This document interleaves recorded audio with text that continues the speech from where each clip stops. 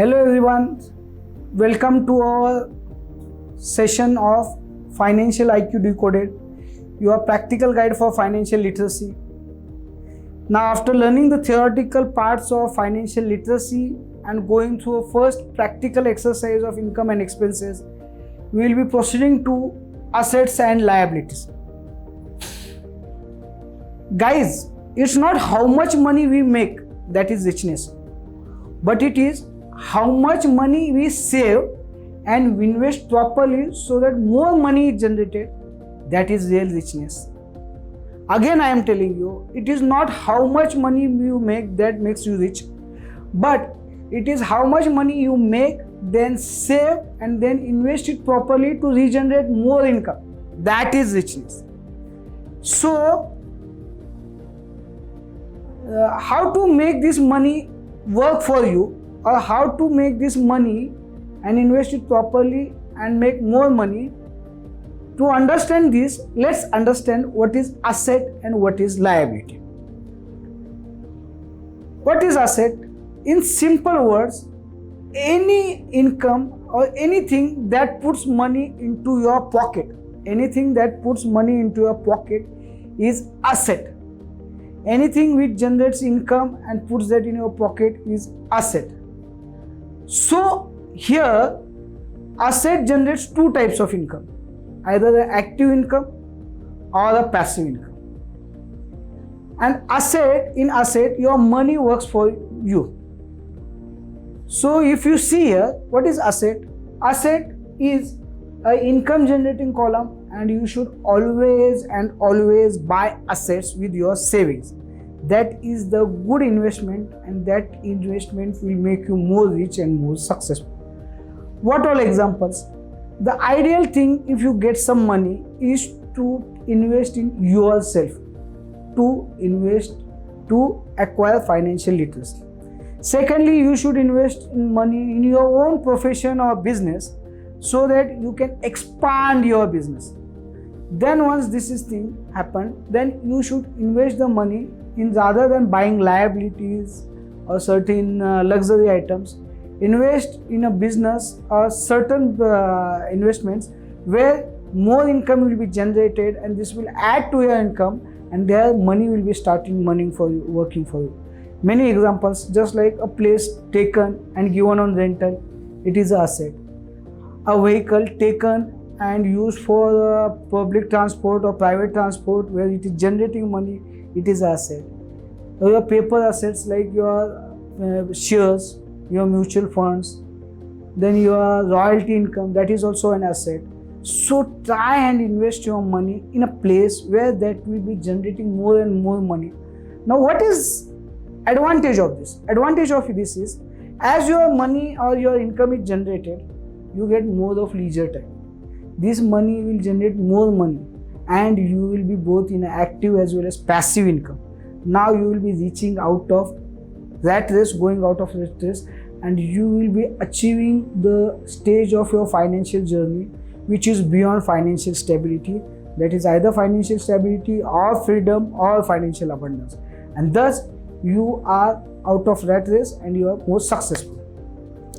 But unfortunately guys, 90 to 95% of people, once they start saving some amount of money, start buying liabilities. And what is this liability? A liability is anything which takes away money from your pocket. Liability is anything that takes away money from your pocket. So try and avoid buying liabilities. And here what happens is, you work for money. Means what? As you are buying liability, so now your income is short of your expenses. That is, you are in a negative cash flow.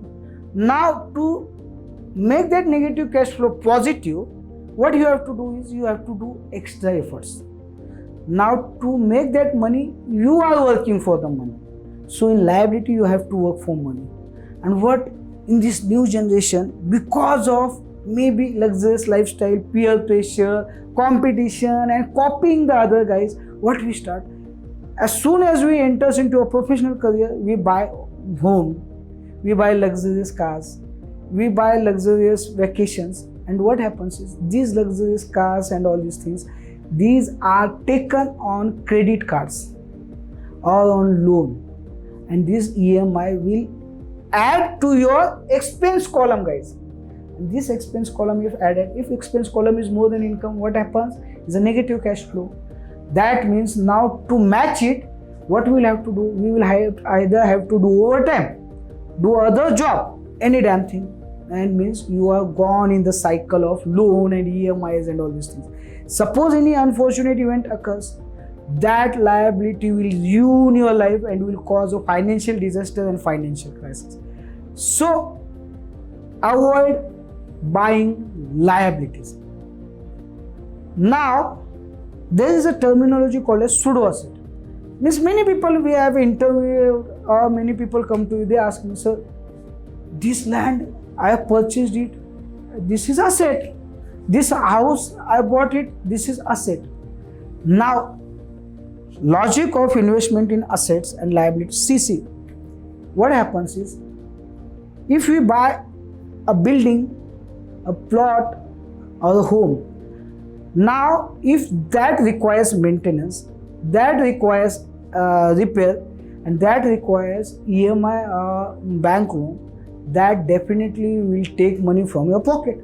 So that is not a asset, but it is a liability, and this is thought by people as asset, so we call it as a pseudo asset. Now there were multiple questions which were asked to me. Should we not enjoy a big home, big luxury car or something of this sort? Definitely you have to enjoy it, but there are different phases to enjoy it. That we'll be seeing into next chapter, that is financial journey of life. We can buy these homes, we can buy these luxury vacations at a time when our active and passive income is so high, or we are beyond the stage of financial stability.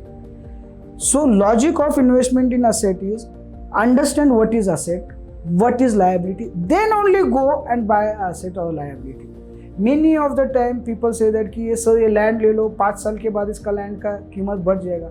But guys, remember, there is a maintenance cost for it, there is taxation for it, and again your money gets stuck in that place. You can definitely buy that money at later stage when we have that of excess of money and our business is not get hampered in it. Now looking at there are different assets and liability concepts and the different balance sheets of different people. For the poor class, if you see, in poor class, the income and expenses, now we'll understand it, what is their definition, what are the do's and don'ts of it. In poor class C, what happens is their income is less than their expenses, that is they have a negative cash flow. Here what they have to do is simply increase the income column, and what they have to avoid is simply decrease the expense column. Very simple.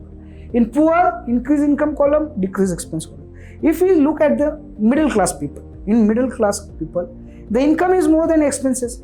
So the saving has occurred. Now what things they have to do and what things they have not to do.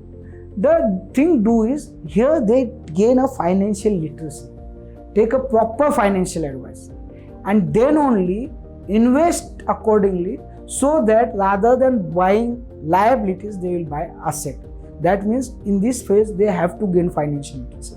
And don'ts means they simply should avoid buying liabilities until and unless they reach to a phase of financial stability and above.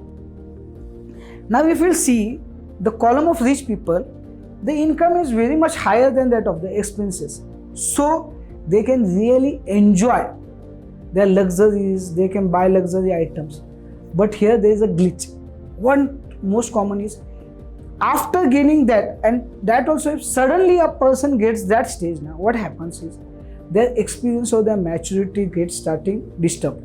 And here ego and ambitions are so inflated that the person he got a Midas touch and start buying a very huge liability or asset.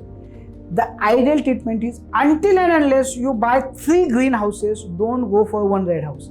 That means you should always step up in your business slowly and steadily. First a smaller investment, then slightly bigger investment, then slightly bigger investment, then the last one is the highest investment. But most of the times what people start is after first or second investment, they start thinking that I know everything, and this I know everything syndrome collapses them, and they suddenly starts buying a very huge asset.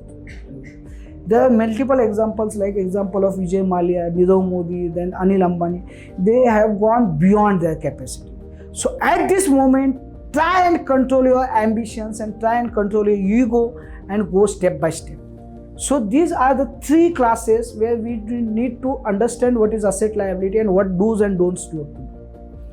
So coming at the end of the topic, I would just like to make you clear that the crisp of this chapter was try and understand what is asset, what is pseudo asset, what is liabilities, and after that buy as much as asset you can think and classify in which category you are, either in poor, middle class or rich, and follow the do's and don'ts which are mentioned here, and then properly if you plan your financial journey, 100% success is yours. Thank you.